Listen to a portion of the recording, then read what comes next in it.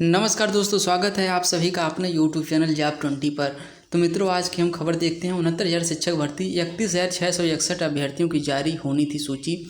तो इसमें यह कारण भी बताया गया है कि आखिरकार क्यों नहीं 31,661 पदों की जो सूची अभ्यर्थी काफ़ी दिनों से इंतजार कर रहे थे। जब से सरकार का आदेश आ चुका था कि 31,661 पदों पर भर्ती सुनिश्चित की जाए, तो फिर आखिर सूची क्यों नहीं आ रही थी।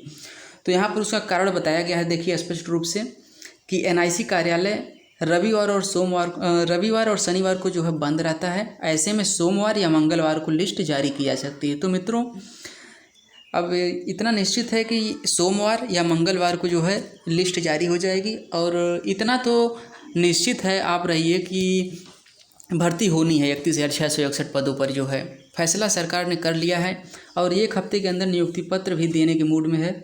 तो यहाँ पर देख लीजिए, निकला है कि 31,661 पदों का परिणाम घोषित किया जाना है। यह परिणाम अगले सप्ताह जारी किए जाने की तैयारी है। सूत्रों का कहना है कि शनिवार और रविवार को एनआईसी बंद रहता है। ऐसे में सोमवार या मंगलवार को लिस्ट जारी की जा सकती है। उधर सुप्रीम कोर्ट ने एक मामले में प्राप्तांक एवं पूर्णांक के संशोधन की अनुमति दे दी है।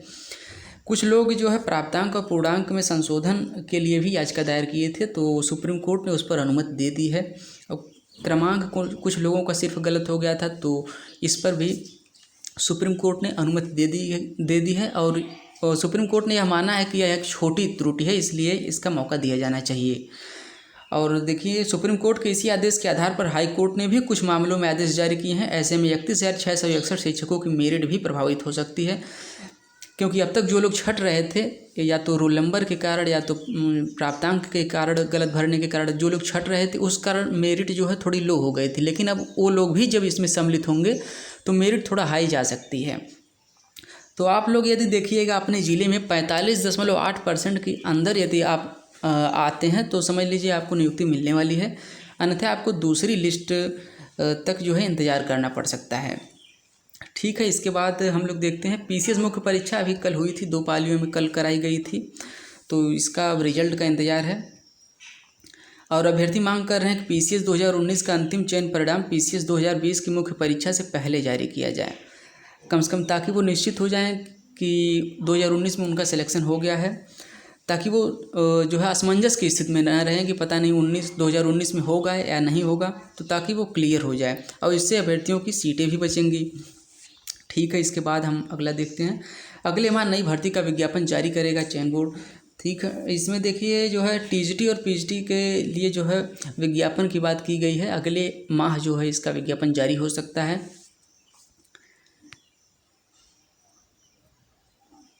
प्री प्राइमरी में हो रही टीईटी की तैयारी। उत्तर प्रदेश में राष्ट्रीय शिक्षा नीति 2020 लागू करने की तैयारी हो रही है और इसके तहत बेसिक शिक्षा विभाग में जो प्रावधान किए गए हैं, उसमें पूर्व प्राथमिक शिक्षा से लेकर कक्षा 12 तक के शिक्षकों के चयन के लिए टीईटी अनिवार्य किया जाना है। और इसी प्रावधान ने 1.3 लाख शिक्षा मित्रों की पूर्व प्राथमिक में समायोजन की आखिरी उम्मीद भी तोड़ दी है, क्योंकि इसके लिए उन्हें टीईटी पास होना जरूरी है। तो जो शिक्षा मित्र अब तक सोच रहे थे कि उनका इसमें समायोजन हो जाएगा, अब वो निराश होंगे। और 27 जुलाई 2017 को सुप्रीम कोर्ट से बगैर टीईटी सहायक अध्यापक पद से समायोजन निरस्त होने के बाद 1.37 लाख शिक्षा मित्रों के सामने संकट पैदा हो गया था और इनका समायोजन किया गया था अखिलेश सरकार में। और मुख्यमंत्री योगी आदित्यनाथ ने इनको हटा दिया था पद से। तो प्रदेश सरकार ने पिछले साल अक्टूबर में 1.89 लाख आंगनबाड़ी को प्री प्राइमरी स्कूल बनाने का निर्णय लिया था और नई शिक्षा नीति से 3 से 6 वर्ष की आयु को प्री प्राइमरी स्कूल में शिक्षा देना अनिवार्य है। शिक्षा मित्रों को उम्मीद जगी थी कि पूर्व प्राथमिक स्कूलों में परिवर्तित हो रहे आंगनबाड़ी में समायोजन हो जाएगा, लेकिन सरकार का यह फैसला कि अब टीईटी सभी को पास करना है, तो उनकी उम्मीदों पर पानी फिर गया है। ठीक है, इसके बाद हम यहाँ पे आप देख सकते हैं कि कौशल कुमार सिंह जो प्रदेश मंत्री उत्तर प्रदेश शिक्षा मित्र संघ के हैं, उन्होंने कहा है शिक्षा मित्रों की नियुक्ति कक्षा 1 एवं 2 को बच्चों को पढ़ाने के लिए की गई थी, जिसका उन्हें 20 वर्ष का अनुभव है। ऐसे में राज्य सरकार को चाहिए कि प्री प्राइमरी में शिक्षा मित्रों का समायोजन कर उनका भविष्य सुनिश्चित करें। तो वो कहीं न कहीं शिक्षा मित्रों के फेवर में यहाँ पे बात कर रहे हैं और शिक्षा मित्र 2001 में इनकी नियुक्ति की गई थी। ठीक है, इसके बाद देखते हैं राष्ट्रीय शिक्षा नीति के तहत राज्यों को भरने होंगे शिक्षकों के खाली पद। तो यहाँ पर आप देख सकते हैं पूरे शिक्षकों के विवरण दिए गए हैं, कितने पद किस राज्य में खाली हैं। बिहार में 2.75 लाख, उत्तर प्रदेश में 2.17 लाख, और ऐसे आप झारखंड, मध्य प्रदेश, बंगाल, राजस्थान, छत्तीसगढ़, आंध्र प्रदेश और उत्तराखंड में भी देख सकते हैं। तो सबसे ज़्यादा पद की बात करें तो उत्तर प्रदेश और बिहार में हमें दिखाई दे रहे हैं 2.75 लाख, और उत्तर प्रदेश की बात करें तो 2.17 लाख। तो इन पर जो नई राष्ट्रीय शिक्षा नीति जो आएगी उसके अनुसार इन पदों को खाली भरना है जो है, ठीक है। इसके बाद अगला देखते हैं हम लोग 4 साल के कोर्स की मांग ज़्यादा। अब सरकार ने फैसला किया है कि बीएड जो द्विवर्षीय था अब उसे सिर्फ अब तक स्नातक के बाद जो है हो रहा था, 2 वर्षीय पाठ्यक्रम ये था, लेकिन अब इंटर के बाद संचालित किए जाने की योजना बन रही है और यह 4 वर्ष का होगा। यानी कि इंटर के बाद अब 4 साल में बीएड डिग्री जो है हासिल करेंगे, उसमें ग्रेजुएशन भी शामिल रहेगा। तो यानी कि 1 साल जो है स्टूडेंट्स का बचेगा, नहीं तो अब तक 3 साल ग्रेजुएशन करने में और 2 साल बीएड करने में कुल मिलाकर 5 साल लगते थे। अब 4 साल में उन्हें मिल जाएगी बीएड की डिग्री।